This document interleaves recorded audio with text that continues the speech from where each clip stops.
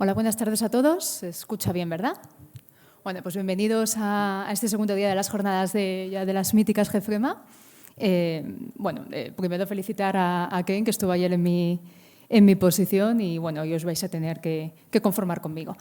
Así que vamos a empezar con esta primera conferencia y para ello me gustaría hacer una reflexión. Estamos viendo mucho Palestina, Sudán, Afganistán, Siria. Son solamente algunos de los 56 lugares que ahora mismo tienen un conflicto activo. Estamos hablando de que es el mayor número de conflictos desde la Segunda Guerra Mundial. Esto a muchas personas les piensan que nos queda como muy lejano, que esto a nosotros que nos importa, ¿no? Pero realmente el problema es que históricamente, ayer nosotros teníamos un golpe de Estado fallido que terminó en una guerra civil y actualmente hay un conflicto en suelo europeo con Ucrania. Entonces, Isaac Asimov siempre decía, que tengo aquí apuntada la historia, de que no solo los vivos son asesinados en la guerra. Y además de las víctimas y de los heridos que podemos conocer, pues también está muchas veces la verdad.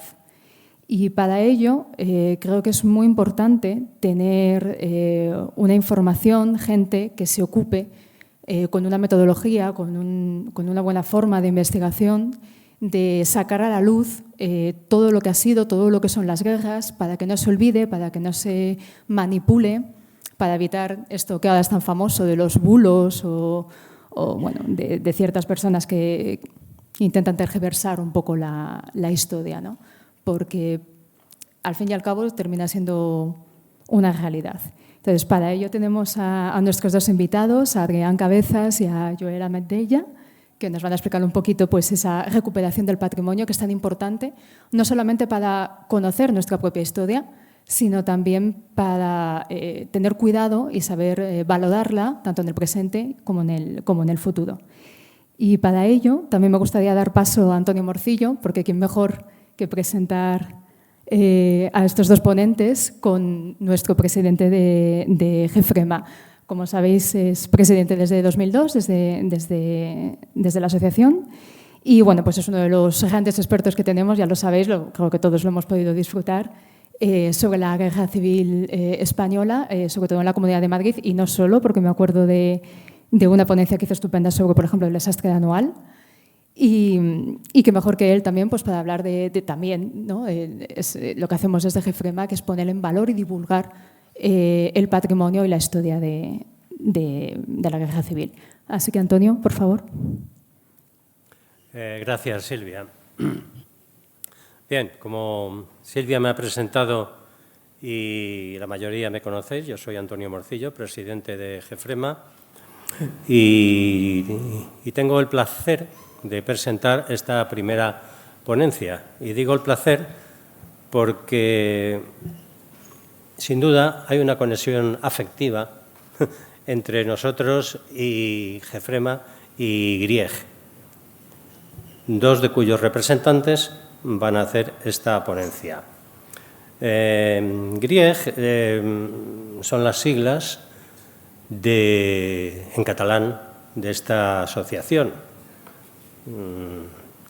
Significa algo así como Grup de Recerca y Estudis de Escenaris o algo así, de Espais, no escenaris, es Espais de la Guerra Civil, que traducido viene a ser algo parecido a GEFREMA, un grupo de estudio e investigación de espacios de la Guerra Civil.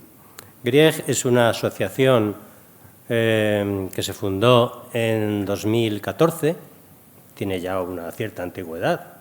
Bueno, GEFREMA en este sentido pasa por la izquierda en cuanto a antigüedad a casi todo el mundo, ¿no?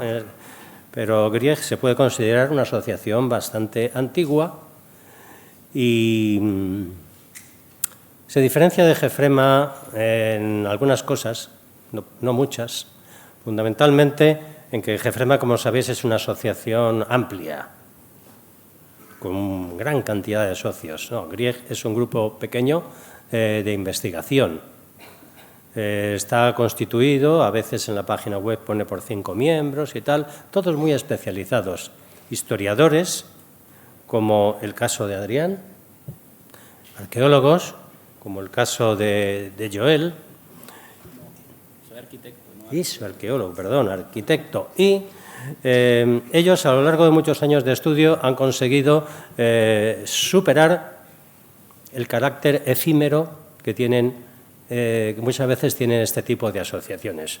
Superarlo a base de un compromiso, de una organización y de una gestión económica ejemplar.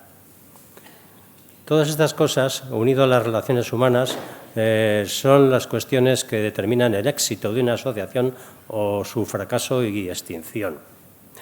Grieg tiene una gran labor en cuanto a la recuperación de vestigios, hace unos equilibrios increíbles con la economía y con las entidades locales para conseguir fondos. Tienen un museo precioso que os lo recomiendo que lo visitéis en Monzón. Realizan visitas culturales a zonas del frente de la guerra. Su labor, desde luego, es increíble. Tan increíble que nosotros, aunque nos conocíamos previamente, porque el primer contacto que tuvimos fue en un congreso, que fue en Tarragona el congreso. En la Fatarella. Allí asistieron unos representantes nuestros, tomaron contacto con ellos, acudieron ya a una de nuestras jornadas, de las que realizábamos en aquel primitivo escenario de la Escuela de Hostelería, y bueno, este año el tradicional viaje que anualmente hace Gefrema, pues decidimos contar con ellos. Y quedamos satisfechos en escala de 11 sobre 10, aproximadamente. Hicimos una visita de un par de días con ellos por el frente de la línea del Cinca y pudimos ver con envidia las realizaciones y los trabajos que ellos han realizado durante todo este tiempo. Como os digo, aquí sus dos representantes, Adrián Cabezas, el historiador, y Joel Abella, el arquitecto.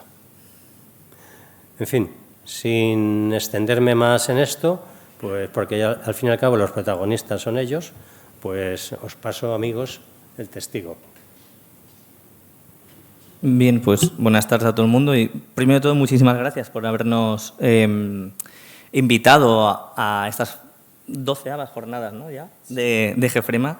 Nos pasáis por la izquierda, por la derecha, por todos los lados, porque nosotros no llevamos tanto tiempo, aunque llevamos 10 años, y simplemente matizar que aunque has visto 5 personas en la web, pues solo somos 2. O sea, los Grieg, yo siempre lo digo como broma, digo que hay más siglas que personas, ¿no?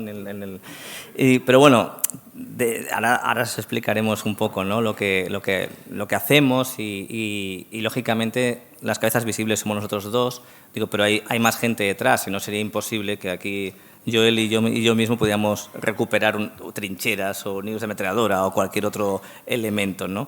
Y nada, sin ir demorarnos más porque tenemos que enseñar unas cuantas imágenes y queremos hacerlo bastante ágil.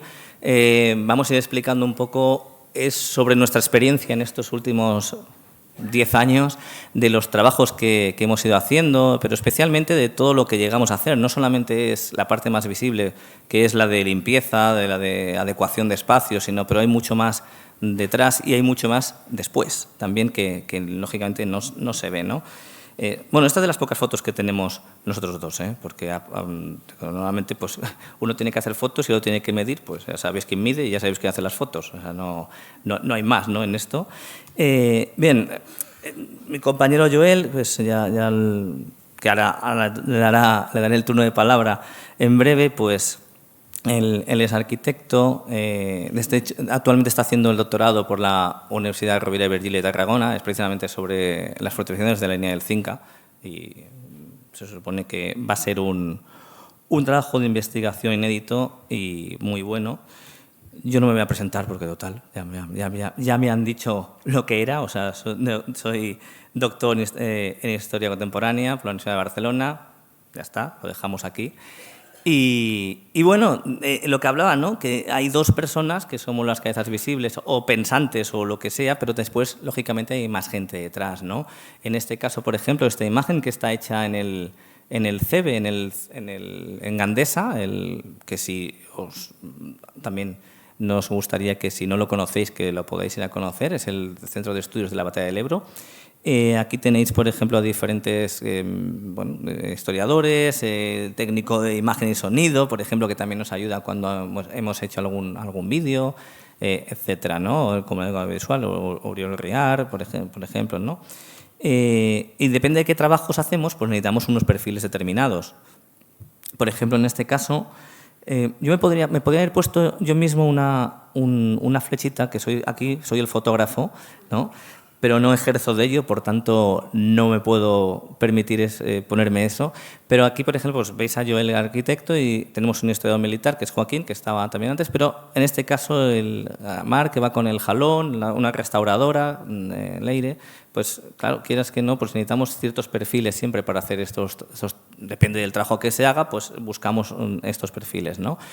Que un poco viene a ser esto. Aquí lo tenéis en negrita arriba, historiador y arquitecto, pero todo después pues hemos trabajado pues con todo lo que veis, restauradores, arqueólogos, historiador militar, militares, comunicador visual, guía turístico, técnico de imagen, arquitectos, albañiles y carpinteros, porque esto después también, que Joel lo explicará mejor más adelante cuando incida en un proyecto en sí, pues ya lo veréis como también se trabaja con todo este tipo de gente, que a veces los tenemos muy olvidados, ¿no? Nos creemos que solamente es un arqueólogo y el que trabaja, y no, o sea, hay mucho más, ¿no? Siempre decimos, ¿no?, este equipo multidisciplinar que te puede permitir acceder a más trabajos, hacerlo con otro punto de vista. Las discusiones que hemos tenido Joel y yo a veces con un simple nido de ametralladoras, de decir, bueno, pues esto lo vemos así, cada uno lo ve diferente, y eso nos permite y nos enriquece después a la hora de interpretar las cosas, ¿no? Estoy hablando muy rápido, pero bueno, yo si no me decís, bueno, básicamente aquí tenéis el mapa de España, donde estamos ahora mismo, ¿no? Pero nosotros nos centramos especialmente a trabajar, y sobre todo nuestros trabajos se han centrado en Cataluña y en Aragón, también por cercanía, por donde somos nosotros, pero hemos trabajado en las 7 provincias que veis aquí, y aquí se puede expresar más todavía, ¿no?, en esos sitios donde hemos trabajado más bien, ¿no? En este caso, en Aragón, pues sobre todo la parte de Teruel que veis aquí abajo, es la zona de las cuencas mineras. Ahí ya hemos trabajado varios años. De hecho, hace una semana estábamos allí recuperando unos vestigios. Y luego también la línea del Cinca, que lo veis en toda la línea, todos los puntitos rojos que veis en Huesca. Y especialmente después la línea de la costa. También en la costa de Cataluña, ahí es donde hemos trabajado también bastante. Y luego, pues, bueno, sitios salteados, ¿no?, que podemos encontrar Quinto, Villanueva de Huerva, en Zaragoza, o la zona del Ebro, una zona de algunos espacios de la Batalla del Ebro. También hemos hecho algunos trabajos, etcétera, ¿no? Pero bueno, esto es básicamente lo que... estamos hablando de más de 100 proyectos, no nos da tiempo a explayarnos en ninguno de ellos ni en incidir, ¿no? Pero para que veáis que hemos tratado pues de todo, ¿no? Y entonces lo que vamos a centrar en esta presentación es explicar estos 7 puntos que veis aquí en la pantalla. Yo os voy a explicar, vamos a hacerlo un poco salteado también para que no os canséis de mi voz, entonces también que escuchéis a Joel. Yo voy a explicaros el primero y luego seguramente los últimos también. Simplemente es que para que veáis lo que hablaba, ¿no?, de que no solamente es el trabajo, un trabajo, no, aquí hay mucho más detrás, y qué es lo que se puede hacer aparte de la limpieza, o sea, ves la señalización, difusión, publicación, y antes empezamos con esto de la investigación. La investigación, yo como doctor en Historia Contemporánea, pues ya conozco bastantes archivos, ya he ido a muchos de ellos. De hecho, ayer mismo estaba en Ávila, o sea, he estado esta semana buscando información en el Archivo General Militar de Ávila, que ya es como pues, casi una segunda casa, porque llego allí ya es como, aquí tiene su silla, ¿no? Nosotros allí trabajamos bastante porque nos permite acceder a documentos en los cuales, pues claro, lógicamente nos interesa para trabajar después en estas fortificaciones, ¿no? En este caso, aquí podéis encontrar un informe que habla sobre diferentes fortificaciones, pero al lado nos gusta plasmar estos dos tipos de documentos, porque uno está el informe escrito, pero luego tenéis, por ejemplo, una fortificación que se hizo en la playa de Salou, y ahí te indica, por ejemplo, pues cómo tenían que ser estas fortificaciones, etc. Esto nos va muy bien después para saber, por un lado, lo que se proyectó y, por otro lado, lo que se construyó, que eso ya es ir in situ, ir a los sitios y verificar, ¿no? Trabajamos a partir de todo tipo de documentación, desde los mapas a gran escala, como veis aquí. Esta es la zona de Huesca, Barbastro, y todos los puntos rojos que veis son fortificaciones. Ya veis que el mapa es muy amplio, pero te permite acceder. Por ejemplo, a nosotros nos interesa a lo mejor la zona de Siétamo. Pues vale, pues vamos a la zona de Siétamo y miramos a ver qué trincheras, qué fortificaciones son las que habían ahí, pero también con esta visión global, porque no podemos ir a trabajar lo local sin tener una visión global. Entonces, estos tipos de documentos es lo que nos sirve para hacer esos trabajos. Y después los mapas a pequeña escala, que eso es lo que hablamos cuando vamos a un sitio en concreto. En este caso es la zona de Utrillas, en las cuencas, Martín del Río, la zona de las cuencas mineras de Teruel. Pues aquí veis todos los puntos, es un superponible en el cual pues identifica todos los elementos que habían, ¿no? Ahora no se verá muy bien, no se puede distinguir, pero para que simplemente que veáis la documentación con la que trabajamos siempre a nivel de fortificación y vestigios, ¿no? También en las bases cartográficas, porque muchas veces, como he comentado, son planos que son superponibles, que son muy esquemáticos, entonces tenemos que utilizarlos encima de estas bases cartográficas para identificar, porque esto pasa mucho en Ávila, que brigadas mixtas, por ejemplo, por poner un ejemplo, te dicen superponible de sanidad. Vale, pero ¿esto dónde está? Entonces necesitamos esta base cartográfica, porque si no, solo son puntos en un mapa de papel cebolla, ¿no? Entonces esto no nos sirve para mucho más, no podemos identificarlo bien. Luego, sobre todo, a mí personalmente me va muy bien trabajar con memorias, con informes, con etcétera, porque no solo están los planos y los mapas de trincheras o de fortificaciones, sino también toda esa, cómo lo va explicando, ¿no? Cómo se van explicando todo esto y cómo se va correlacionando unos con otros, ¿no? Por ejemplo, ¿no? Que nos pueden explicar que se hicieron 295 nidos de ametralladora en la provincia de Girona. Vale, perfecto. Bueno, pues, entonces, así podemos identificar y cuantificar todo esto, ¿no? Por ejemplo, otro tipo de planos son estos los esquemas y planes de fuego para situar los nidos de ametralladora, etcétera, ¿no? Bueno, es simplemente por enseñaros algunos. Pero no solo eso, sino también el tema de transmisiones. O sea, es que, os estoy poniendo ejemplos, pero es simplemente para deciros que trabajamos con una gran amplitud de documentación. No es una fotografía o un informe, no. Hay que ir a todo, hay que intentar abarcar la máxima información posible. Las vistas panorámicas, que muchas veces también nos dan detalles que ellos mismos dibujaban, ¿no? y nos hacen identificar en los zooms estos de aquí abajo, nos identifican por dónde estaban las posiciones del otro bando, etcétera, ¿no? No hace falta comentar, ¿no? Pero los libros es también algo básico en nuestro trabajo. O sea, tenemos una biblioteca bastante extensa. Solo decir que, por ejemplo, Carlos Engel, que os sonará el nombre, es la persona que tiene una biblioteca más extensa, yo creo que a nivel de toda España. Tiene 6.700 libros de la Guerra Civil, que empezó su colección en el año 78, o sea que y sigue comprando. Ya dice que no tiene más sitio, o sea, pero es una biblioteca a la cual tenemos acceso, entonces, por tanto, tenemos multitud de bibliografía muy accesible para nosotros y nos ayuda muchísimo. También en este caso de lo que serían las fortificaciones también nos va muy bien el tema de los manuales, que de la época especialmente. Y por último, ya hay cosas un poco más concretas, no hay tantas fotografías, pero esta, por ejemplo, es muy curiosa porque esa está hecha a través de un submarino. del general Sanjurjo, una operación que se quiso hacer de desembarco en Hospitalet del Infant, en la provincia de Tarragona, y entonces desde allí hicieron estas fotografías, ¿no? Y además también estos bocetos, estos hospitales del Infant, vistas desde el submarino. O sea, entonces, bueno, lo hicieron porque querían hacer un posible desembarco, pero esto es otro tema, y esto si queréis, pues otro año, si queréis, venimos y lo contamos bien. ¿No? Y luego otros bocetos, por ejemplo, son ya más elaborados, más a color. Esto ya es de los años 40, de la línea P, la famosa línea P esta de los Pirineos, ¿no? Pues para que veáis que trabajamos con todo este tipo de documentación. Aparte, no solemos encontrar tantos croquis de trincheras, pero también algunos de ellos nos indica por dónde van las trazas. Nos va muy bien para identificar cuando estamos en el terreno, que es bastante complicado, ya lo digo, ya lo han pasado más de 85 años, por lo tanto es complicado a veces de identificar. Bueno, vosotros sabéis de todo esto más que nosotros seguramente, y planos de los pocos que podemos encontrar, por lo menos en la zona que nosotros trabajamos. La gran suerte de Madrid es que en el Archivo General Militar de Ávila, por ejemplo, del Ejército del Centro, hay 196 cajas.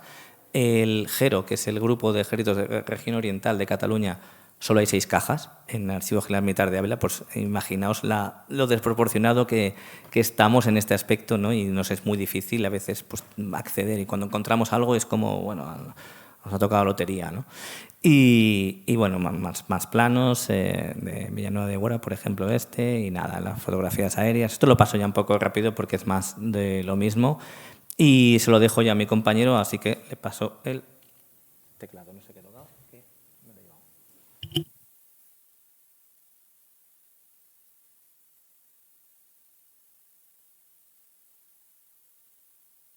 Bueno, pasamos a la segunda fase de nuestro trabajo. Es decir, normalmente estas 2 primeras fases son muy sigilosas, nadie se entera de que estamos ahí, salvo los propios vecinos de las fincas, cuando nos ven aparecer allí en medio de la maleza, vestidos medio de camuflaje, medio de domingueo y con libretitas y cámaras fotográficas. Pero bueno, el archivo yo no lo piso, ya os lo digo ahora. Yo en un archivo no sabría encontrar ni la salida. Para eso tengo a mi compañero Adrián, que se sabe mover muy bien. Yo, por el contrario, me muevo más sobre el terreno, y lo que solemos hacer es, una vez recogida toda esta información en el archivo, vamos sobre el terreno, hacemos un trabajo de campo y intentamos inventariar, mapear y, sobre todo, catalogar estas fortificaciones. ¿Cómo lo hacemos? Sobre todo utilizando los mapas. Aquí me gusta siempre en mis ponencias citar a Joan Blau, que era el cartógrafo oficial de la Compañía Neerlandesa de las Indias Orientales, donde en su Atlas Mayor de 1665 escribió lo siguiente. Lo voy a leer. Los mapas son indispensables. Recurriendo a su ayuda podemos ver lugares lejanos sin tan siquiera salir de casa, atravesar sierras infranqueables, cruzar ríos y mares de forma segura, recorrer el mundo entero sin provisiones. Con el poder de la imaginación podemos pasar rápidamente de este a oeste y de norte a sur de una sola ojeada. La segunda pata del GRIEC es el tema de la arquitectura, y por lo tanto es muy importante hacer estos planos y estos mapas de estas fortificaciones, porque así podemos hacer lo que vemos aquí, pasar de este a oeste y de norte a sur de una sola ojeada en todo un campo de batalla. Y no solamente el que podamos ver aquí en Madrid. Si ahora os pongo un plano de unas fortificaciones en Cataluña, podremos trasladarnos allí sin salir de esta sala. Pero como ha dicho antes Adrián, muchos de estos mapas pues, son en papel cebolla y solo nos explican una capa de muchas capas que tiene esta cebolla. Aquí siempre me gusta explicar el caso de Jon Snow, no el de Juego de Tronos, sino el de verdad. Jon Snow fue un médico inglés que vivió en el siglo XIX en el barrio del Soho de Londres y se hizo famoso por curar de una epidemia de cólera a este barrio. Este señor era médico, pero utilizó una técnica que utilizamos nosotros, y es hacer un mapa. ¿Cómo curó esta epidemia de cólera? Cuando empezó a ver que muchos pacientes acudían a su consulta con los mismos síntomas, empezó a darse cuenta de que pasaba algo por ahí. Y a todos los pacientes que tenían los síntomas de cólera le hizo escribir dónde vivía esta persona, dónde residía habitualmente. Y una vez terminaba la consulta, cogía toda esta base de información y lo iba anotando en un mapa, que es el mapa que veis aquí arriba. Iba anotando con una rayita dónde vivía cada persona. Cuando ya tuvo una muestra de pacientes lo suficientemente importante, se dio cuenta de que todos los pacientes orbitaban una zona concreta del barrio. Esta información no le aportaba gran cosa, salvo que toda esta zona vivía en una zona concreta del barrio. No fue hasta que cogió otro mapa en este caso, por ejemplo, la base cartográfica del barrio del Soho de Londres, solapó este mapa y se dio cuenta de que solapando el mapa de la red de agua potable de la ciudad, se dio cuenta de que todos los afectados orbitaban alrededor de una fuente, que es ese puntito azul que veis ahí en medio, llegando a la conclusión de que esa fuente estaba contaminada. Dio parte a las autoridades locales y repararon esa fuente. Curó la epidemia sin ni siquiera utilizar un criterio médico. De hecho, a raíz de este señor, sobre todo en el caso del COVID, es lo que más nos recuerda, nos hacen ver dónde vive cada gente, porque quizás hay una zona más afectada que otra y, por lo tanto, poder controlar, en este caso, la epidemia.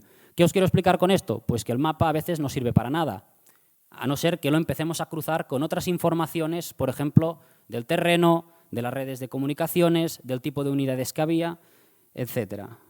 Y así trabajamos. Cuando vamos sobre el terreno, lo más normal encontrarnos es esto, un cacho de hormigón, o a veces no hay ni hormigón, donde se pueden intuir quizás unas aspilleras, una sala intermedia, etc. En algunos puntos, pues, con un poco de suerte podemos entrar, se puede apreciar una mínima estructura. ¿Y qué hacemos con esto? Pues hacemos varios tipos de mapas. El más habitual es un mapeo por puntos, es decir, cada estructura tiene la misma importancia que la anterior, de tal manera que se nos genera una especie de varicela por todo el mapa donde podemos apreciar, pues en las zonas menos urbanizadas y donde no hay carreteras, se conserva mayor cantidad de restos que, por ejemplo, en las zonas más cercanas a la costa. Esto sería la zona de la costa en Hospitalet de l'Infant. Otro tipo de mapa que podemos hacer, pues hacerlo por colores. Aquí tenemos en rojo las estructuras que todavía se conservan, en verde las estructuras que se han destruido y en naranja las estructuras donde tenemos información, por ejemplo, por fotografía aérea de los años 40 o por informaciones o mapas de la zona, pero que a día de hoy no se conservan. Puede ser que estén enterradas o simplemente que se hayan destruido. Aquí podéis ver otro tipo de mapa donde podemos ver también las carreteras originales o las pistas que se construían antes de empezar a fortificar. Podemos ver lo mismo, en rojo las que se conservan, en verde las que se destruyeron. Si hacemos un zoom en estos mapas puede haber un poquito de leyenda, es decir, podemos apreciar pues, que algunos elementos son observatorios, otros son trincheras, otros son emplazamientos para ametralladora, para 2 ametralladoras, abrigos, etc.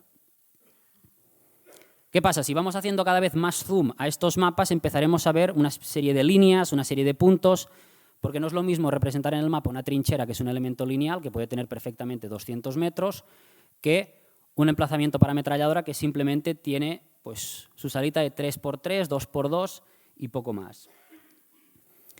Ya, si cada vez hacemos más zoom, empezamos a ver ya las planimetrías más en detalle, donde podemos ver, por ejemplo, emplazamientos para ametralladora, una trinchera perimetral a todo lo que sería el cerro este. Podemos distinguir entre zanja y trinchera. La trinchera es la que tiene escalón de tiro y nos permite salir fuera a disparar. La zanja es mucho más estrechita y simplemente sirve para comunicarnos. Los abrigos para el personal, el observatorio arriba del todo.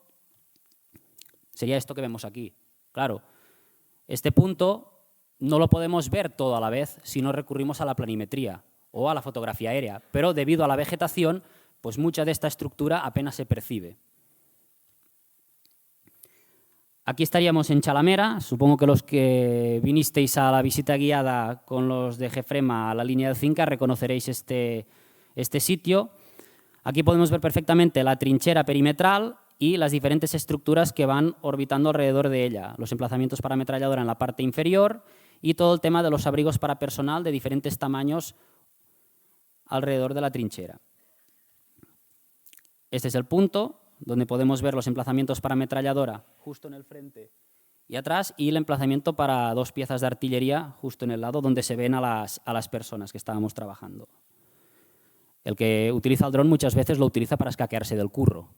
¿Sí? Dice, no, me voy a hacer unos vuelos con el dron. Vale, pues normalmente suele tardar un par de horitas en aparecer. No, es que he ido a tomar unas fotos, tal. Normalmente el que opera el dron es el más vago del grupo. Luego, aparte de hacer todas estas planimetrías, nos gusta hacer una serie de fichas y láminas de cada una de las estructuras. Esto sería una ficha que estaría compuesta por, en este caso, 7 láminas, aunque puede haber unas cuantas más. ¿Y qué ponemos en estas láminas? Pues lo primero que hacemos es un código de inventariado, de tal manera que todas las estructuras que nosotros catalogamos le ponemos un código. ¿Por qué hacemos esto? Porque quizás la estructura para ametralladora que encontramos en el cerco de Huesca, en el pueblo tal, es idéntica a la que encontramos en la zona de la costa y nos permite poder cruzar esta información que os dije antes. Quizás aquí estuvo la misma unidad de fortificación o quizás el mismo mando y por lo tanto nos va aportando mayor cantidad de información que quizás en algún momento puede ser interesante de recuperar. Segunda lámina, todo el tema del catastro. ¿Qué clase de finca está ubicado este elemento? ¿Es una finca de titularidad rústica? ¿Es urbana? ¿Es urbanizable? Toda esta información nos permite ver un poco pues, qué es lo que puede pasar o los primeros síntomas de peligro en estas estructuras. El tercero sería un mapa de acceso, cómo llegamos a este sitio, porque en este concreto caso que vemos aquí es en la zona de Hospitalet de l'Infant y por ahí pasa el corredor mediterráneo. Es decir, tenemos la línea del ferrocarril antigua, la nacional, la autovía, la autopista, la línea del tren nueva y por lo tanto todos estos elementos son cuchillos que van cortando el terreno y quizás para ir de la playa al monte tienes que pasar estas 4 o 5 arterias que te van mandando por barrancos donde más o menos no sabes ni por dónde pasas y por tanto es muy difícil el acceso a alguna de estas estructuras. El cuarto sería la planimetría de los restos, lo que hemos visto hasta ahora, lo que pasa que focalizado al elemento concreto, no con tanta escala. El quinto sería un resumen fotográfico de la estructura. El sexto sería información objetiva, coordenadas, superficie. En caso de tener que desbrozar esta estructura, necesitamos saber qué superficie tiene, porque si no el tío de la desbrozadora se viene arriba y nos mete unos precios que flipas. Y luego la última, esta es la menos habitual de encontrar, si encontramos información de archivo sobre ese elemento. En este caso, aquí, como se trataba de una estructura para artillería, teníamos unos planos de la Comandancia de Ingenieros, pero lo más habitual es que no encontremos planos a ese nivel de detalle. Lo dicho, podemos ver aquí la trinchera, pero claro, vemos un cacho, porque otra parte, pues la vegetación la hace menos perceptible. Lo que hacemos, plano. Esta es la cuarta lámina de la ficha que os he enseñado antes, donde realizamos diferentes cortes para ver un poco la profundidad que tiene. En algunos puntos la profundidad es aceptable, pero en otros puntos prácticamente ha desaparecido el interior. Lo mismo, otra estructura, en este caso parapetos de piedra seca, donde podemos apreciar en las esquinas unos espacios pensados quizás para poner alguna ametralladora y luego otros espacios más para atrás pensados más como abrigo. Los zigzags que va haciendo y sobre todo algunas zonas compartimentadas que podrían ser perfectamente para alojar algún tipo de municiones o para alojar alguna cosa en concreto. La planimetría puede ser esquemática, dependiendo de la escala a la que trabajemos, o puede ser ya mucho más en detalle, a nivel plano de obra, cómo se ha construido. En este caso podemos ver cómo hay un encofrado perdido de ladrillo. Esta estructura de aquí la tenemos en la costa, son estructuras ya muy grandes, en este caso es para una sección de artillería, de defensa de costas, donde podemos ver todo el laberinto de túneles y escaleras que nos van permitiendo llegar a cada uno de los puntos. Como os podéis imaginar, aquí se ve todo muy bonito, pero en la fotografía real está todo lleno de grafitis, todo lleno de mierda, gente durmiendo dentro, gente viviendo, gente de fiesta por dentro.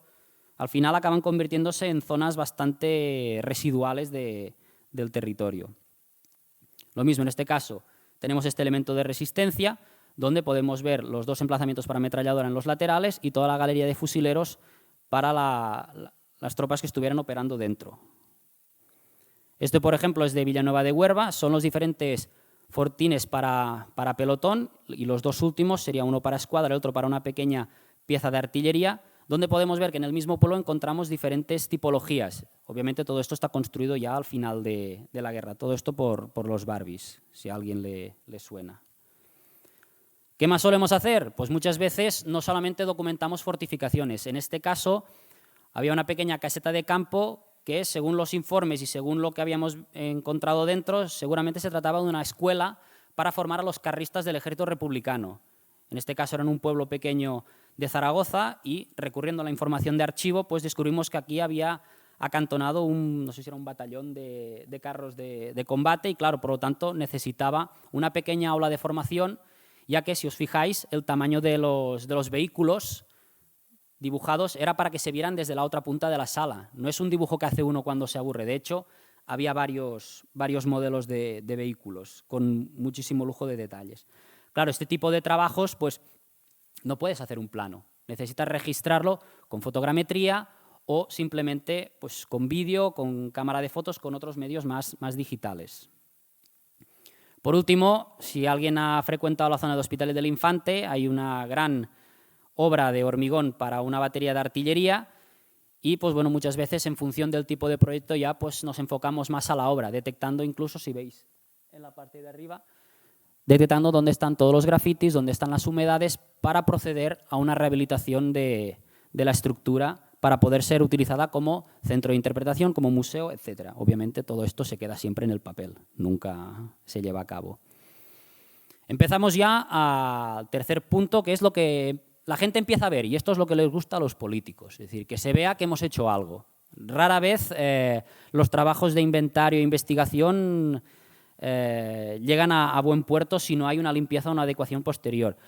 Para que os hagáis una idea, limpiamos y recuperamos menos del 1% de lo que documentamos, aunque en las redes sociales siempre se nos ve por recuperar estructuras. Pues de cada 10 estructuras que recuperamos hemos inventariado al menos 100, pero bueno, eso ya cuesta más de verlo. ¿Cómo se adecua o recupera estructura? Diferentes formas de hacerlo. Desbroce, retirada de tierras, por ejemplo en el exterior, en el interior. También lo mismo, estos son de la zona de Villanueva de Huerva, los planos que os he enseñado antes, el interior. Simplemente aquí nos limitamos a desbrozar, sacar la tierra, no hay mucha complicación, luego la complicación os la explicaré después. Todo esto es línea del Cinca, Vallobar, Naval. En algunos sitios respetamos a la naturaleza, Selva. Obviamente esto, si no se hace un mantenimiento, pues da asco al año siguiente, pero bueno, eso ya no nos compete a nosotros y sobre todo intentamos hacer las actuaciones para que el mantenimiento sea el mínimo posible. Aún así, en este caso concreto, cuando pasan la desbrozadora, los de la brigada, en vez de tirarla fuera de la trinchera, como ya está la zanja hecha, pues tiran la vegetación dentro. Alguien les tiene que explicar que no, lo que hay que recuperar es lo de dentro, no lo de fuera para que se pueda pasar. Pero bueno, es una batalla perdida en muchos casos. Los interiores, todo esto es el Grado, en Huesca. Chalamera, que hemos visto antes. Siempre intentamos recuperar estructuras de hormigón. ¿Por qué? Porque es mucho más fácil que se mantengan. Las estructuras en tierra, a la que llueve un poco o a la que has paseado un poco por alrededor, la tierra se deshace y vuelven a llenarse poco a poco. Siempre intentamos que las estructuras que se recuperen sean unas muy concretas y que reúnan las mayores condiciones para que el día de mañana sigan estando ahí, aunque no se haga el mantenimiento. ¿Cuál es el principal problema de estas actuaciones? El agua. Cuando llueve, estas estructuras están por debajo de la cota del terreno, están abiertas y por lo tanto se inundan. En muchas de estas actuaciones, ¿qué es lo que hacemos?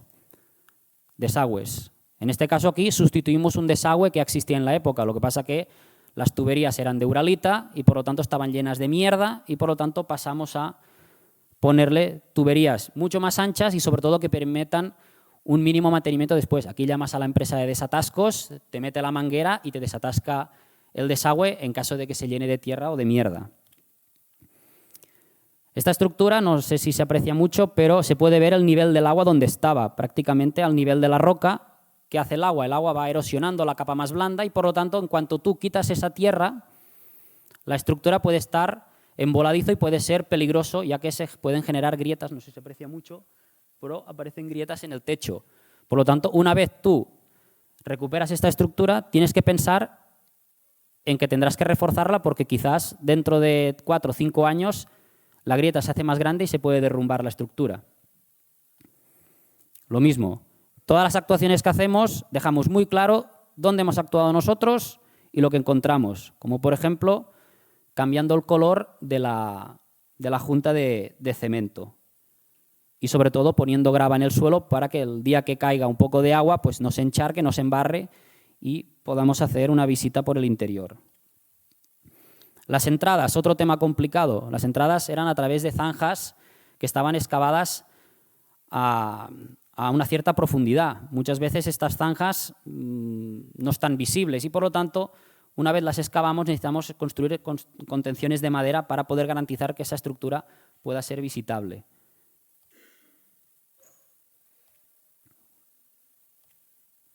Vamos a explicar ahora rápidamente un pequeño caso para que veáis la complejidad muchas veces de trabajar en este tipo de estructuras. Aquí en este proyecto participaron alrededor de 15 personas diferentes, casi me atrevo a decir de más de una decena de tipología de profesionales diferentes.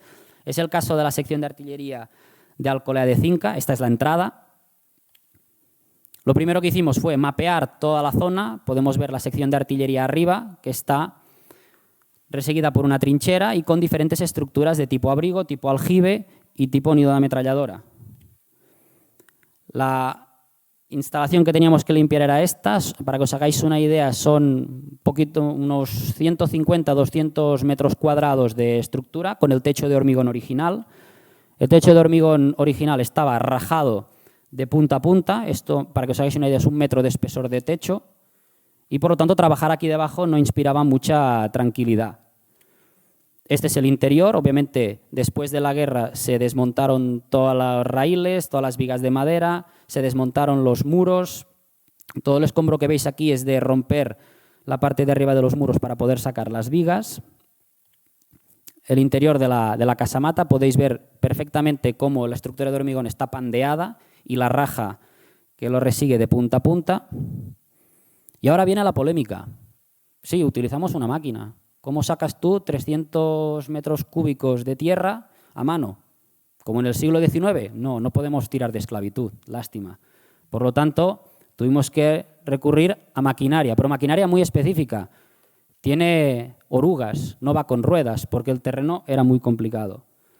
Empezamos a despejar la entrada. Nos dimos cuenta de que, ostras, sorpresa, la máquina podía entrar dentro. Aprovechamos, metemos la máquina hasta el fondo. Obviamente, antes de la máquina iba un operario con el detector, con la paleta, con el paletín, haciendo pequeñas catas con una varilla por si había alguna sorpresa bajo los escombros. Teníamos otra máquina, que esta a mí me encanta personalmente. Es una maquinita que mide 80 centímetros de ancho. La hemos metido por bodegas, por túneles, por todos sitios posibles. Aparte, el maquinista es muy bajito y por lo tanto nos va de lujo. Y este señor se encargaba de ir haciéndole montones a la máquina grande para que ésta solamente pudiese venir y cargar. Resultado, encontramos los muros originales y cómo era la sala originalmente, ya que con todo el derrumbe que había habido, pues no sabíamos exactamente qué dimensiones tenía esta sala. Por la parte de fuera también la limpiamos. Esta es la otra sala para el cañón, que vemos que no estaba tan jodida, pero también estaba agrietada.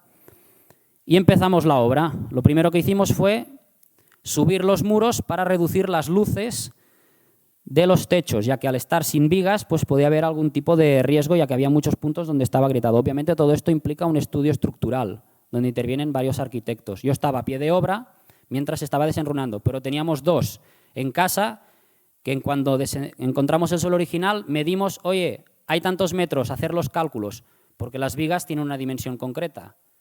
Y si tú pasas y la viga te llega hasta la altura de la frente, mal asunto. Por lo tanto, tenían que ser un número de vigas concreto, por un canto muy concreto y, sobre todo, pues jugar con el presupuesto. Justo estalló la guerra de Ucrania en este proyecto y las vigas, de valer 2.500 euros, pasaron a valer 4.000. Y, por lo tanto, pues, haz magia con los números. Empezamos a hacer la coronación de los muros, obviamente separándonos para que quedase muy claro cuál es la parte añadida de cuál es la parte que existía. Lo mismo hicimos en la sala de las piezas. Muy importante este agujerito que veis aquí, ya que cuando llueve por esto filtra y necesitamos que este agua no haga un empuje sobre el muro, sino que pueda salir de forma libre por estos agujeros que veréis que hay más adelante en algunas fotografías. La parte divertida, cómo metemos vigas de 6 metros por dentro de la sala. Vigas que pesan unos 300 kilos a mano. Con un carrito del Mercadona, pues íbamos metiendo las vigas. Obviamente esta era de las pequeñas, este debía medir unos 3 metros, no llegaba a los 3 metros. Y irlas colocando en la parte de arriba de los muros. Esta era la grande, creo. Esta era la de casi 6 metros, unos 300 kilos, entre 5. Una vez colocadas las vigas, empezábamos ya a apuntalar toda la estructura, a nivelarlas. En otros puntos, por ejemplo, no utilizamos viga de hierro, sino que utilizamos postes telefónicos reaprovechados porque el diámetro de estos postes encajaba con los troncos que habían puesto en la sala de recambios de la estructura. Todo el tema de los ladrillos lo enfoscamos y quedó más o menos así. Con los agujeros para que siempre pudiese escapar el agua y no hiciese empuje sobre estos muros. Se puede ver claramente cuál es la parte original de cuál es la parte que pusimos nosotros. La rampa de acceso excavamos un foso para el drenaje, ya que la rampa lo que hacía era recoger el agua y meterla para dentro de la sala y por lo tanto necesitamos hacer un foso que se llenó al año. Y sobre todo poner medidas de seguridad. Poner unas puertas, no os asustéis si vais por ahí, nunca hay el candado puesto, es solamente para asustar un poco. Y bueno, si os portáis bien, al final de la charla os diré cuánto costó la actuación esta. Ya por último, por mi parte, el tema de la señalización, cuarto paso, es decir, antes de señalizar tenemos que haber investigado, trabajado sobre el terreno y haber adecuado mínimamente la estructura, aunque muchas veces nos llaman para poner señalización y no nos dan ni dinero para investigar, ni para poder hacer una mínima interpretación y sobre todo menos para limpiarlo. Entonces muchas veces ponemos la señal y al año siguiente nos dicen vamos a limpiarlo. Tenemos que arrancar la señal, limpiar y volver a montarla. ¿Cómo hacemos la señalización? Principalmente trabajamos de lo general a lo particular, porque siempre podemos encontrar más información. Difícilmente vamos a encontrar información genérica que no hayamos encontrado previamente. Por lo tanto, pasamos de temas generales a temas ya mucho más específicos. En este caso, en un pueblo de Lleida, en Castelldans, dentro de un centro, de un puesto de mando, explicamos cómo funcionaban los sistemas de transmisiones.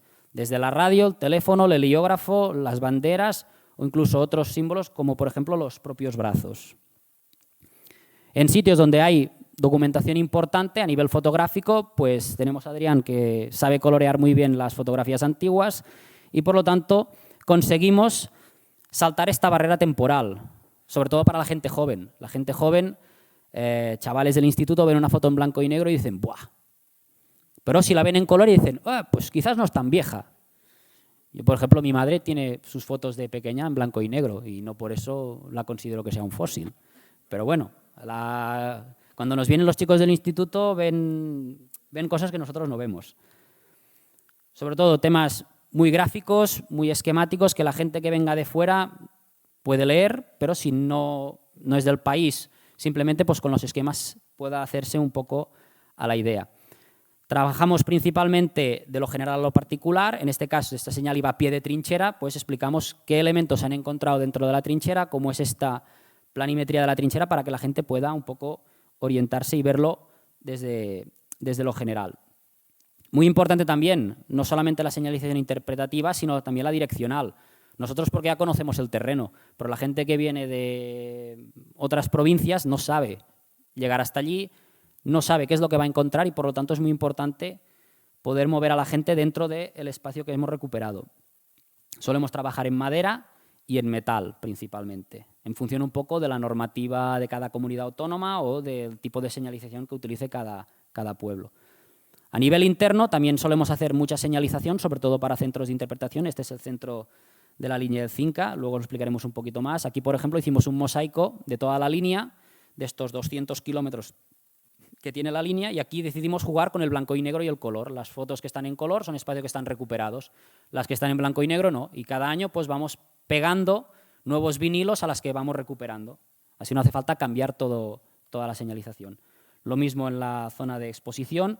Aquí obviamente el material que exponemos ya es mucho más técnico. En la señalización exterior lo hacemos muy para todos los públicos, pero ya cuando entras en espacios dedicados al estudio de un tema muy concreto, ya nos ponemos más serios. Y hasta aquí mi intervención. Vamos muy rápido porque si no luego el tiempo... Es que teníamos 150 diapositivas, entonces habría que ir aligerando. Simplemente una matización. Yo he dicho que hacía fotos, pero no llevo el dron, porque antes ha comentado que el del dron es el más vago. Yo hago fotos con el móvil, ¿eh? O sea, el del dron es otro, no diremos su nombre. Bien, bueno, otra de las cosas que hacemos una vez que ya hemos visto todos estos 4 puntos, ¿no? Es el tema de la difusión. ¿Cómo hacemos esto? Especialmente con visitas guiadas, pero también, bueno, aquí, de hecho, una de las fotografías que podéis ver arriba a la izquierda es las jornadas que estuvimos aquí hace 9 años, me parece, si no recuerdo mal. Entonces, y luego nos ha pasado en pueblos pequeñitos de Aragón. Hemos ido a pueblos que eran 2 habitantes, por ejemplo. No hemos ido, pues, pero en este caso es Albalatillo, en esta fotografía de aquí abajo, y pues en el centro social, pues ahí hemos hecho a los vecinos, les hemos hecho alguna explicación de lo que estamos haciendo, etcétera, ¿no? A todas las edades, ya lo veis. Aquí normalmente pues hacemos todas las edades. Siempre a grupos que no pasen de 20, básicamente por la logística que supone tener que llevar a un grupo tan grande, porque son espacios a veces reducidos, etcétera, ¿no? Y normalmente hacemos pues eso, unos grupos como máximo de 20 personas, pero ya decimos, hasta a escolares, por ejemplo. El otro día se lo comentaba Joel, he empezado a hacer unas visitas a escolares. Y bueno, me vienen los chicos de 16 años que lo primero que te preguntan es ¿y esto cuánto dura? Digo, bueno, pues lo sé, pues 3 horas si quieres, me puedo estar hablando, pero no, lo haremos más corto para que puedas ir al patio, no te preocupes. Pero es el tema este, ¿no? De intentar llegar siempre ahora a la gente joven, ¿no? De eso cuando decía el tema, Joel hace un momento de colorear las imágenes, va un poco por eso, llamarles un poco la atención, ¿no? Porque parece que cuesta, ¿no? Y aquí tenéis, por ejemplo, pues bueno, lo que comentaba, vamos a poner una serie de ejemplos, ¿no? Grupo internacional, de hecho, esto es un grupo internacional de estudiantes, un grupo de militares, estos son de Zaragoza, o bueno, algunos a lo mejor los reconoceréis aquí, en esta fotografía, porque esto es de cuando vinisteis ahora en primavera, allí a la zona del Cinca. Y bueno, también tratamos a veces, cuando podemos, pues tenemos está ya la pobre para jubilarse, pero es una ametralladora hecha con tubos de PVC y que la teníamos en una exposición y pues también la llevamos a veces en las visitas. No enseñamos a disparar, no os imaginéis que esta fotografía es para fomentar, o sea, no vamos por ahí, es simplemente para ver, pues mirad, en la ametralladora pues medía esto es la banqueta del nido de ametralladoras, esto es la espillera, porque mucha gente esto... Parecen cosas básicas, pero muchas veces la gente no lo sabe, ¿no? Entonces intentamos hacer esta didáctica, ¿no? Como le queremos llamar. También exposiciones, por ejemplo, esta es una exposición que ha ido rotando por diferentes municipios, desde la defensa de costa en el Maresma, en la zona de Mataró y todo esto, pues entonces también haciendo, con unas lonas, ya lo veis, unas lonas grandes, unos plafones, etcétera, pues esto es, y con el documento original también intentamos, hay como esta vitrina, ¿no? Por ejemplo, podéis ver, no sé, bueno, es simplemente pues tenemos todo esto. También colaboramos con grupos de modelismo a veces, que bueno, y a veces montamos alguna mesita que nos ayudan en las visitas, también va muy bien, ¿no? Para, en este caso, identificar vehículos, porque a veces hablamos, pues un T26, la gente, ¿un T26 esto qué es? ¿Una freidora o ¿qué es esto? Una T26, ¿no? Pues bueno, pues aquí tenemos, por ejemplo, mostramos alguna cosa, ¿no? Y también con grupos de recreación, que también son muy útiles porque, quieras que no, pues a la gente esto también le llama bastante y ambientan muy bien muchas veces las fortificaciones que nosotros recuperamos, ¿no? Entonces le das como...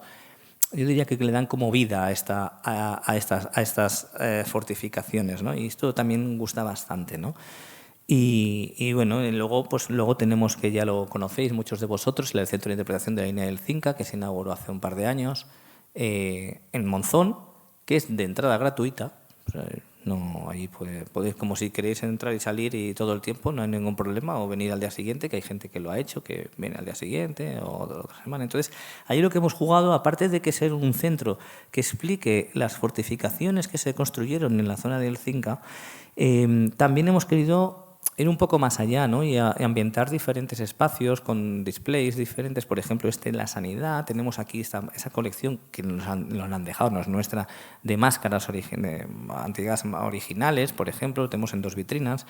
Y, por ejemplo, en esto que esto no aparece en ningún sitio, ¿no? De ambientar cómo se construía una fortificación, todos los pasos, ya lo veis aquí, incluso explicado. Pues nos interesa ir un poco más al detalle, ¿no? Porque si os fijáis, o nosotros nos hemos fijado muchas veces en diferentes museos y centros de interpretación que hay de la guerra civil, y qué es lo que pasa, que quieren explicar la historia de la guerra civil en general.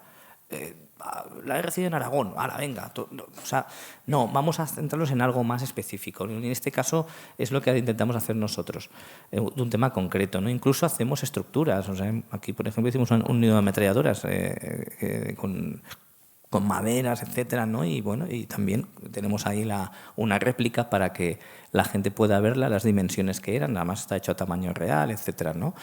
El sistema de transmisiones también, o sea, ya digo, ir un poquito más al detalle, ¿no? Pero siempre centrado en el tema que nosotros queremos explicar, que en este caso es de la línea del Cinca, ¿no? Por otro lado está el tema de publicaciones. Esta revista que veis aquí, que ya veis la portada, que es muy polémica, esta de Hebra 38, esto salió el martes. O sea, el PowerPoint ya podéis imaginar cuando se ha hecho, ¿no? Y bueno, hemos hecho artículos en diferentes revistas, etcétera, ¿no? La verdad que esta revista de Hebra 38 tiene bastantes artículos importantes, pero creo que este año con la portada pues no han ido a lo que tenían que ir, ¿no? Bueno, tenemos diferentes publicaciones, por ejemplo, porque todo esto al final es toda esta documentación que generamos, todo esto que hacemos, pues al final pues se puede transmitir en diferentes publicaciones muy concretas, en este caso esta del Golfo de Rosas o la defensa de Tarragona, de la provincia de Tarragona o esta de Hospital del Infant, etcétera, ¿no? También hemos hecho trípticos para diferentes sitios, ¿no? Donde hemos trabajado, en este caso el aeródromo de Sariñena o la de Castejón del Puente, etcétera, ¿no? Y luego ya aquí sí quería explayarme, no, 2 minutos, tampoco voy a explicar mucho más, pero con todo esto que llegamos a generar, toda esta documentación, que tenemos al final miles y miles de documentos, otro día me decía el jefe de sala de Ávila, dice, me parece que tienes tú ya más que nosotros aquí, porque de tanto que hemos ido recopilando, decidimos el año pasado decir, bueno, ¿y por qué no hacemos nuestra propia línea editorial, ¿no? Básicamente, por un lado, por todo el tema de documentación, y por el otro, porque estábamos ya un poco hartos de que presentábamos y como son los ayuntamientos los que al final te tienen que publicar todas estas cosas, es muy difícil, un año para hacer una reunión, etcétera. Dijimos, pues mira, lo hacemos nosotros y ya está, ¿no? Y empezamos con esta serie de libros de las Brigadas Mixtas del Ejército Popular de la República, que yo mismo le conocí a Carlos Engel. Carlos Engel padre falleció en 2015, que es el autor de los libros sobre las brigadas mixtas, el libro que tiene de las brigadas mixtas, aparte de las divisiones del Ejército Nacional y del Cuerpo de Oficiales, etcétera, ¿no? Y entonces se lo dije, digo, ¿por qué no reeditamos lo que hizo tu padre? Digo, pero le damos una vuelta de hoja, hacemos un libro cada 25 brigadas y lo aumentamos. Digo, porque lo que ha pasado desde el año 1998 es que cuando se publicó ese libro, se ha ido repitiendo los mismos errores. Todo el mundo lo ha ido copiando los mismos, ¿no? Y lo podéis ver en Wikipedia, lo podéis ver en cualquier página de Guerra Civil, incluso el Archivo General Militar de Ávila, que es lo mismo. Entonces nosotros hemos querido exprimir esto y ampliarlo e intentar pues ir a un poco más, ¿no? Y encima también le hemos dado color, hemos hecho como revivir un poco, ¿no? a la gente, etcétera, ¿no? Y hemos trabajado a nivel de publicaciones de la época, y por cada brigada más o menos son unas de 8 a 10 páginas, dependiendo. Nos estamos dando cuenta que en las siguientes, ya a partir de la 120, pues cada vez hay menos documentación. De muchas de ellas pues puedo decir, por ejemplo, que de la 104 Brigada Mixta, en el Archivo General Militar de Ávila no hay ningún documento. Solo hay 2 documentos de un evadido que explica y tal, ¿no? O sea, hay poca cosa, ¿no? Pero bueno, hemos hecho cosas diferentes como esta de la Infantería de Marina, una cosa inédita, o las tarjetas postales de la Republicanas de la Guerra Civil, que ahora estamos a punto de sacar ya el segundo volumen, etcétera. Bueno, vamos a ir haciendo publicaciones en la cual que muchas veces nos dice gente, oye, pues tengo este estudio y tal, pues bueno, vamos a ver si es viable, lo podemos hacer, pues venga, adelante, ¿por qué no? Y en el tema de otros que hacemos también, esto nos pilló la Navidad del año pasado, el 23 de diciembre estábamos montando esta estructura en Robres, en el Museo de la Guerra Civil de Aragón, pues nos dijeron que si podíamos construir un nido de ametralladoras para tenerlo en una sala del museo, pues a partir de maderas, y estuvimos ahí liados 3 días con Joel y yo ahí montando el nido de ametralladoras, ¿no? Y bueno, ahora se ha quedado, lo que no se ve que en la otra parte de la sala tuvimos que colocar una lona de 3 metros que era una vista panorámica de las trincheras estas de la ruta Orwell y tal. Bueno, ahora utilizan esta sala pues para cuando hacen un acto o hacen una firma de algo, pues lo utilizan para esto, ¿no? A nivel de redes sociales, pues también intentamos publicitar todo por redes sociales, pues ya sabéis, como somos dos, pues tampoco podemos, tenemos que hacerlo uno o el otro, yo mismo me dedico a esto también, y muchas veces publico en Gefrema, a veces me tenéis que perdonar porque publico cosas que no tienen nada que ver con el Frente de Madrid, que a veces digo, ostras, igual me van a... Pero bueno, de momento no me habéis echado ni me habéis dicho nada, digo, pues bueno, voy haciendo de vez en cuando, no mucho, pero voy poniendo alguna cosita, también para que veáis, bueno, digo, a lo mejor os interesa de otros sitios, de otros temas, ¿no?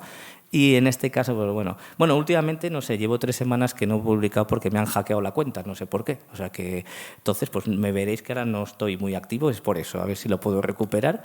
Y nada, tenemos el blog de nuestra página web, que hay más de 125 artículos, cada mes publicamos uno más o menos, entonces ahí hay artículos de cualquier cosa, o sea, igual que hay de la organización, por ejemplo, de los blindados en la República, puedes encontrar sobre alguna unidad ametralladora, sobre, no sé, sobre algún vestigio particular, lo que sea, podéis encontrar, os animo a que si queréis echar un vistazo porque bueno, hay cosas que a lo mejor os interesan.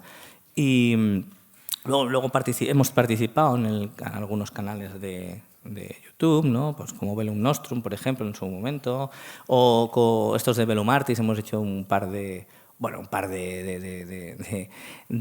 charlas, ¿no? La relación de vestigios y que hice yo mismo y el de trincheras y nidos de la Guerra Civil Española de Joel hace poco. Y bueno, y luego estamos intentando a ver, lo que pasa que ya digo, es que somos dos, que no llegamos a mucho más, entonces intentaremos a lo mejor hacer un canal de YouTube también con todo lo que tenemos y bueno, esto ya nos pondremos no sé cuándo, ya lo haremos. ¿Quieres acabarlo tú? ¿Sí? ¿Yo mismo? Pues bueno, pues nada, otro de los proyectos ya que estamos haciendo es como un juego de mesa, de un wargame, o sea, un juego de guerra con escenarios que lo hace mismo Joel con el tema de las planimetrías que tenemos, etcétera, que además con la documentación de archivo, etcétera, etcétera, pues nos documentamos con esto y bueno, pues aquí tenéis, por ejemplo, todo lo que es un juego de estrategia, ¿no? De un juego de guerra, ¿no? Aquí, por ejemplo, estas son las unidades que ha hecho Joel. Y las cartas, por ejemplo, aquí veis las fichas, etcétera. No, todo esto es un proyecto, que esto es en primicia, o sea, porque esto no lo hemos enseñado todavía a nadie, o sea que esto es en primicia. Y bueno, también sirve para hacer, pues bueno, animaciones, como aquí veis, ¿no? Se pueden hacer animaciones para, etcétera, ¿no? Bueno, que sería esto de aquí. Y nada, pues por nuestra parte, yo creo que nos centramos ya en el tiempo. Yo creo que por si quieren hacer alguna pregunta, pues estaremos encantados de intentar por lo menos contestarlas adecuadamente. Muchas gracias.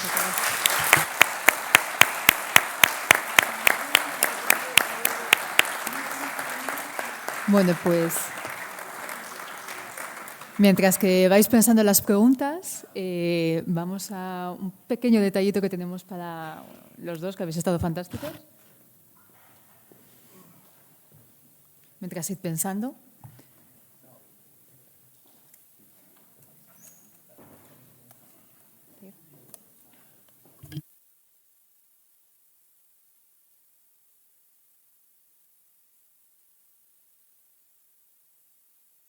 Bien, en Gefrema últimamente tenemos la costumbre de regalar un pequeño obsequio personalizado a nuestros ponentes, para que ya que vienen con todo su entusiasmo y de una manera desinteresada a hacernos disfrutar de esta manera tan intensa a nuestro público en general, Gefrema quiere darles un pequeño recuerdo en agradecimiento a vuestra presencia. Muchas gracias.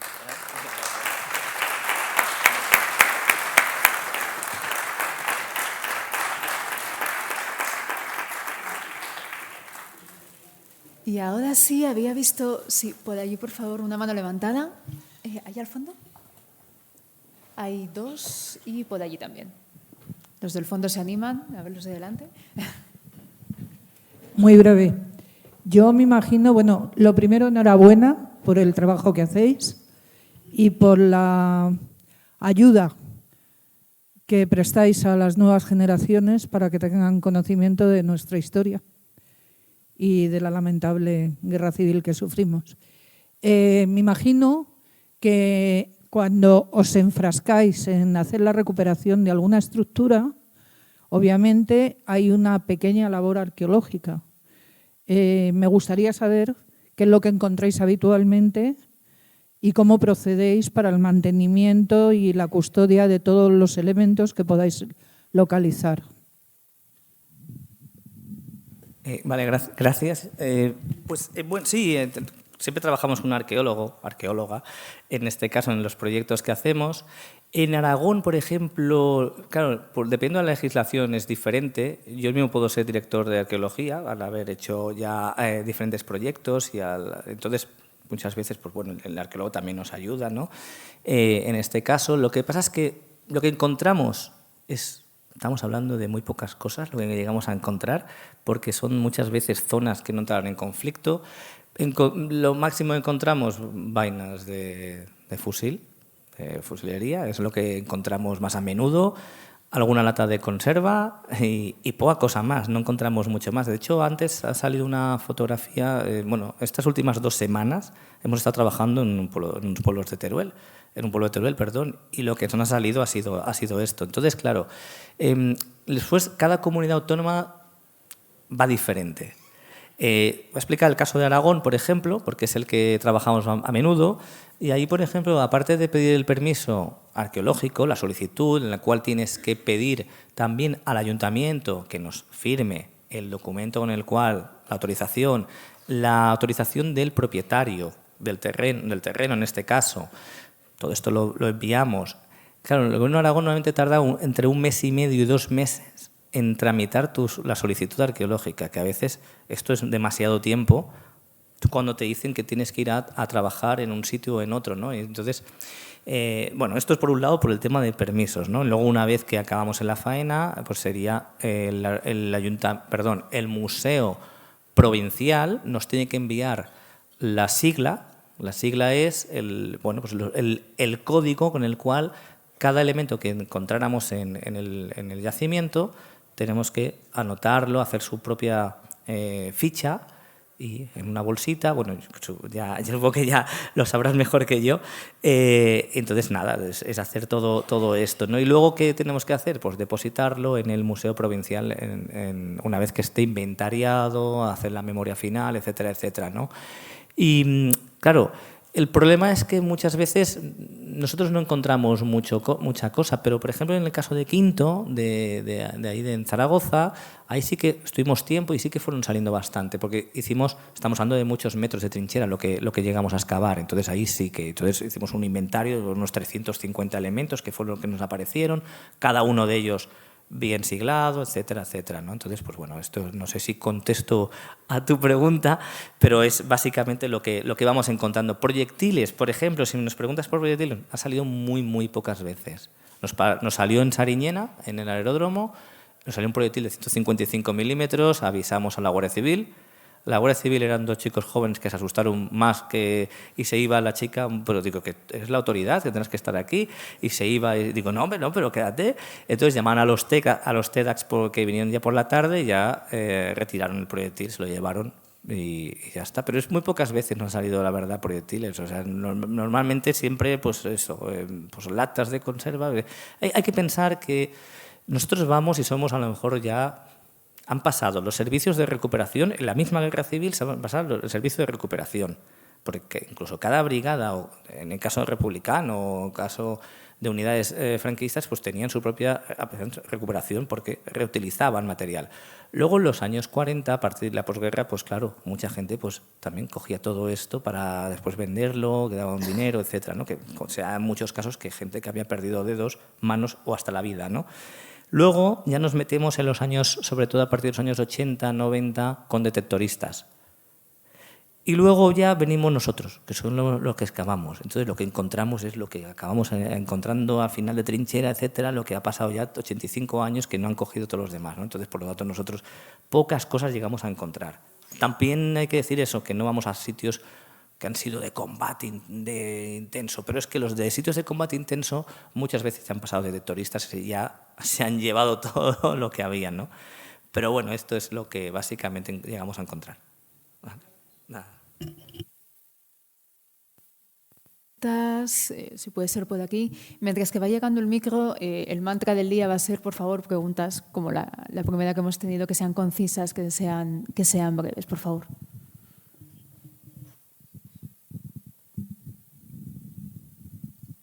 Hola, buenas tardes. Muy agradecido por vuestra presencia, porque además es que fui testigo en el viaje que organizó Jefrema junto a mi mujer, se me está oyendo, ¿verdad? Bueno, que tenemos en Joel a una auténtica figura de lo que nos ofreció y el divertimento que supuso para nosotros. Mi pregunta va respecto al museo. Todo la ambientación, todo corrió a cuenta vuestra también. Me extrañó que fuerais capaz de hacer todo eso. También, por cierto, bastante recomendable el etnográfico de arriba. Y, bueno, sí, se quedó ahí en el aire por los méritos que os ganáis, cómo va el tema de las subvenciones. Respecto a Adrián, me ha dejado con la curiosidad de cuando os ha referido a la revista 38, que como si la portada no fuera excesivamente afortunada. Me ha quedado ahí. Bueno, si puedes adentrarte, es una curiosidad, igual no viene al caso. Pues muchas gracias, de verdad. Bueno, el tema del museo, el museo lo abrimos hace un par de años, aunque el año anterior, bueno, resumiendo un poco, llevamos ya unos cuantos años trabajando en la zona del Cinca y el museo llevaba, no sé si 8 años cerrado, ya que había 2 exposiciones, la etnográfica, que es la que aún se conserva, y había una exposición sobre el Canal de Aragón y Cataluña, que se inauguró con la Expo de Zaragoza, y por lo tanto, bueno, eso tuvo un recorrido. Y cuando vieron que no había ya una afluencia de turismo suficiente o incluso el canal decidió trasladarla a otro sitio, pues cerraron el museo, ya que de las 5 plantas, 3 estaban vacías. Entonces, durante las no fiestas del COVID, pues la Concejalía de Turismo pues tenía bastante dinero y nos propuso la técnico, que es la con la que tuvimos la suerte que la técnico de Cultura y la de Turismo era la misma persona y una persona con bastante sensibilidad al tema de la guerra civil. Nos dijo si podíamos montar una exposición fotográfica de los trabajos que habíamos hecho y supongo que nos vinimos arriba y le dijimos, tenemos material como para llenarte las plantas si os interesa. A la mujer le pareció buena idea, se lo trasladó a los superiores, nos dieron ok, teníamos una partida presupuestaria muy limitada y nosotros les pusimos la condición de si abrimos este centro lo gestionamos nosotros, porque la colección va a venir gratis, pero yo no estoy dispuesto a que uniformes originales estén al alcance de personas que quizás no saben valorar lo que están viendo. De hecho, visteis los uniformes originales en la planta baja, los podéis tocar, los podéis incluso ver, acercaros. Y claro, que me venga un niño en verano con la mano sucia, con un helado y lo toque, si no hay alguien que esté pendiente de esto, pues claro, nos jode el uniforme. Entonces hubo entendimiento y ese fue y prácticamente la exposición la montamos con lo poco que había, porque los paneles que habéis visto de los pueblos con las fotos en blanco y negro color eran paneles de la antigua exposición del Canal de Aragón y Cataluña que trataban sobre el agua, por eso tienen esas formas así. Entonces, la única condición era que aprovechásemos ese panelaje porque había costado mucho dinero y, claro, tenías que adaptar el discurso a unos paneles que quizás no eran los mejores para explicar guerra civil. Yo creo que con ese año que tuvimos de margen, con Adrián montamos algo bastante interesante. Y, bueno, cada año vamos mejorando. Es decir, ahora tenemos un chico de Huesca que, como vive con sus padres, un chaval de 18 años y le gustan mucho las maquetas, se está quedando sin espacio. Pues aprovechamos para decirle, oye, pues nosotros te las guardamos en el museo, si te parece bien. Ah, sí, genial, así me puedo comprar más. Y nosotros, sí, perfecto, tú ve haciendo maquetas. Nos ha traído ahora hace poco un T-26 a escala 1.35, varios vehículos y ahora está preparando pues alguna maqueta más de espacios de batalla.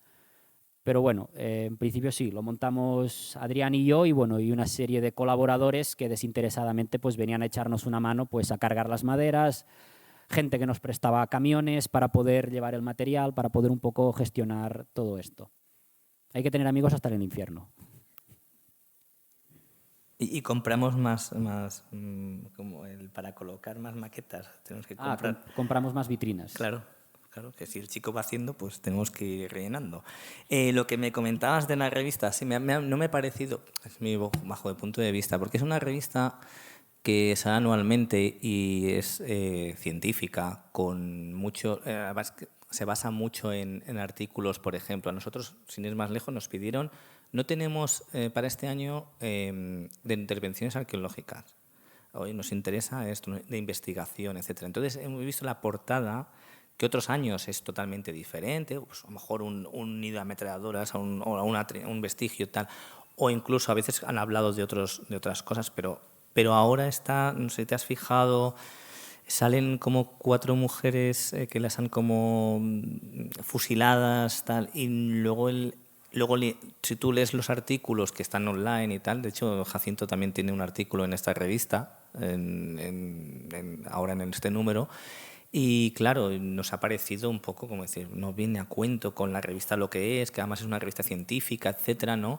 Que nosotros nos basamos en estos científicos, en trabajos de investigación, etcétera, ¿no? Y hemos visto que va como muy desentonada con lo que es el trabajo en sí, puede llevar un poco a confusión, ¿no?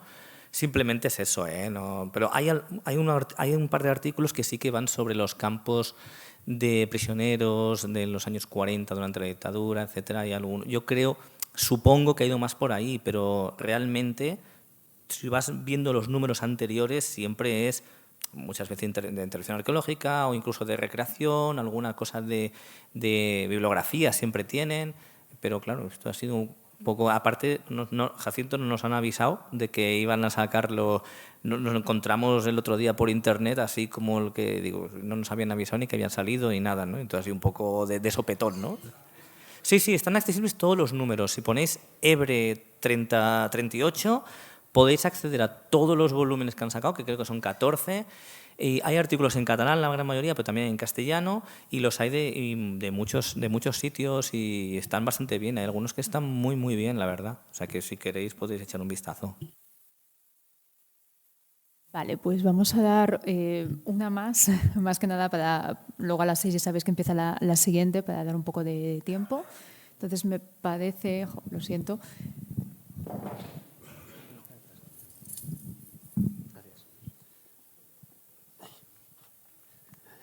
Bueno, buenas tardes.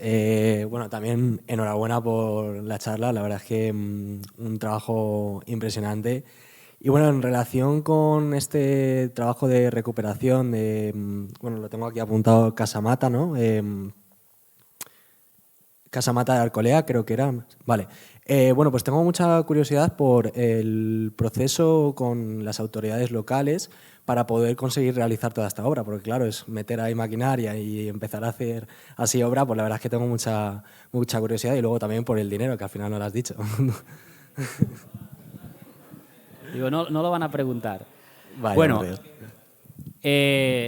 no sé si alguien se percató, pero estábamos en un terreno particular, por lo tanto, lo que explicó Adrián, había que hacer un proceso primero de hablar con el ayuntamiento tenía que ponerse en contacto con el particular al que correspondía la finca.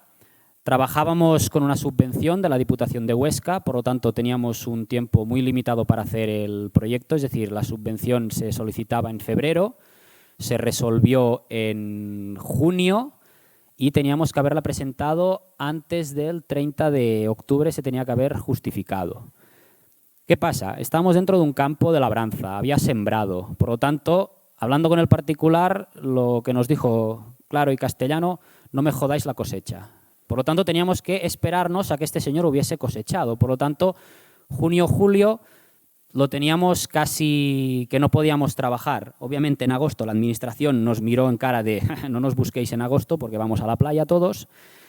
Así que lo primero fue hacer la gestión pues, con el propietario y, sobre todo, el principal problema es que no había un camino para poder acceder hasta allí con la maquinaria, porque al final, eso era al final del campo, después de allí había la pendiente que bajaba hasta la carretera y, por lo tanto, el ayuntamiento tuvo que negociar con el propietario, pues claro, para poder hacer un camino teníamos que comerle parte del terreno. El ayuntamiento fue muy, muy inteligente y le dijo, mira, esta parte de terreno que te cogemos no hace falta que pagues el IBI y te pagamos el porcentaje que tú pierdas de sembrado. Pues yo qué sé, si la tonelada este año iba a 200 euros, una puñetera miseria, pues claro, el ayuntamiento dice, vale, en este cacho de terreno que tenía aquí, 1 tonelada podía sacar, como mucho, de secano, sin regadío. Va, ni de coña, ¿qué le pago? 50 euros.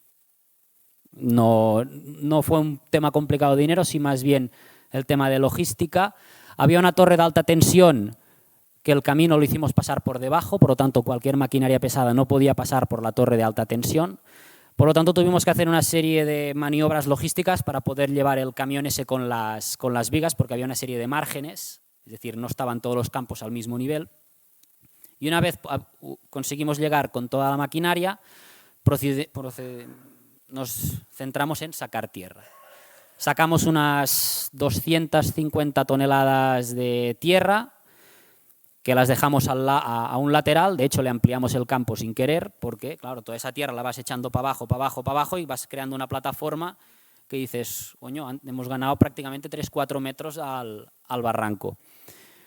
Claro, el tema de las máquinas era complicado, porque nosotros estamos acostumbrados a trabajar a mano, pero cuando ves eso dices, ni de coña lo podemos sacar a mano. Entonces aquí es muy importante cómo montas el equipo multidisciplinar y sobre todo que todo el mundo se vea al mismo nivel, que nadie esté subordinado a nadie. Es decir, el albañil tenía tanto peso a la hora de tomar decisiones como, por ejemplo, nosotros. Y los arquitectos que estaban haciendo los cálculos desde su casa, mientras nosotros estábamos a pie de obra sacándole las medidas y cuadrando a ver si con tal canto o teníamos que reducir canto, ampliar el número de vigas. Fue una tarea, duraron unas 2 semanas, todo esto, 2 semanas y media, y fue una tarea de estar continuamente conectados con el móvil y sobre todo que el equipo estuviera cómodo, porque participaron al menos 10 profesionales diferentes y casi me atrevo a decir a más de 15 personas diferentes. Cada maquinista tenía su máquina, se conocía su máquina, no conocía la del al lado y era un poco pues cómo hacerlo. Y yo creo que el movimiento de tierras lo hicimos en 1 día y medio, porque salió todo rodado, es decir, la máquina cabía justo. No podías poner el dedo por encima de la máquina porque te rascaba ya. Y a nivel económico, pues en teoría estaba presupuestado para que no costase más de 17.000 euros. 17.500, sí. ¿Qué pasa? El sobrecoste que tuvo el tema del hierro, de las vigas, pues nos hizo tener que pedir un aumento de presupuesto al ayuntamiento. El ayuntamiento en todo momento estuvo muy, muy en la línea del proyecto, es decir, aumentó el presupuesto sin poner muchas pegas.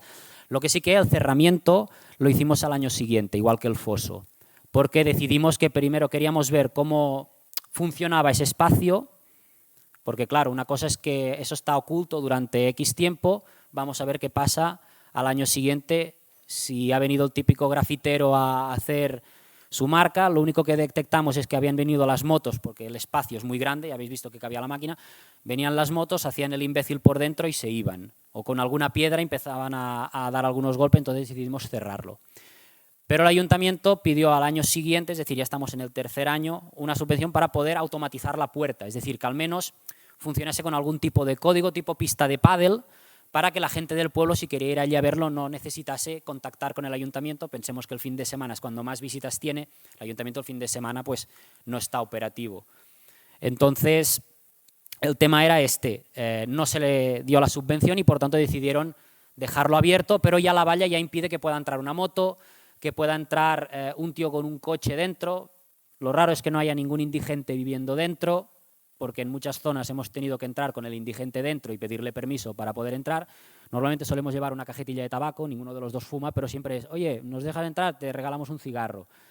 Bueno, hay que ser un poco... Bueno, la última en Palafrugell había un hombre pues durmiendo dentro que cuando nos vio, supongo que éramos más feos que él, pues salió corriendo. Pero unas semanas antes Adrián se lo encontró pegando puñetazos a un árbol. Y claro, dices, ves a esa persona y dices, bueno, pues... No abultamos mucho, pero bueno. El tema del dinero, te digo, no, si sabes lo que hay que hacer, no es caro. El problema es que si mandas a gente que no tiene claro lo que hay que hacer y sobre todo el trabajo previo es que íbamos ya a hacer una operación muy quirúrgica, entrar y salir y poco más. Claro, si tienes que ir pensando qué haces mientras estás haciendo la obra, el contador de dinero sube. Al final es el coste de las máquinas, de las vigas de hierro, etc. O sea, al final es el propio coste, pues no es algo que digas, bueno, vamos a lucrar, no, o sea, es que no sale a deber, muchas veces nos sale a pagar a nosotros. Hemos ido a sitios que nos han dicho, tenemos 1.500 euros, ¿qué podéis hacer? Digo, pues iremos, pero porque nos gusta, iremos a hacer esta trinchera o iremos, pues mira, podemos hacer 10 metros, tal, ¿no? Muchas veces es lo que hay. O sea, por ejemplo, la provincia de Huesca, la subvención que dan para toda la provincia, que muchas veces se habla de subvenciones y tal, y a veces nos han acusado, caza subvenciones. Digo, pero si dan 20.000 euros para toda la provincia, ¿qué me estás contando? Luego sí que lo han aumentado un poco más, pero que no dejan de coger 2.000, 3.000 euros un pueblo, el otro, y nosotros, como antes nos ha dicho Antonio, ¿no? Dice, hacen malabares con el dinero, claro. Es bueno, pues con esto podemos ir 3 días aquí y 2 días aquí, y vamos haciendo y exprimiendo los horarios, explotándonos a nosotros mismos, pero porque nos interesa y nos gusta, ¿no? Pero bueno, es un poco esto de la parte económica. Bueno, pues ya no hay tiempo, de verdad que disculpad, a más preguntas, pero vamos, ha sido una ponencia sobresaliente. Así que muchísimas gracias a ambos y bueno, pues 5 minutitos y seguimos. Muchas gracias.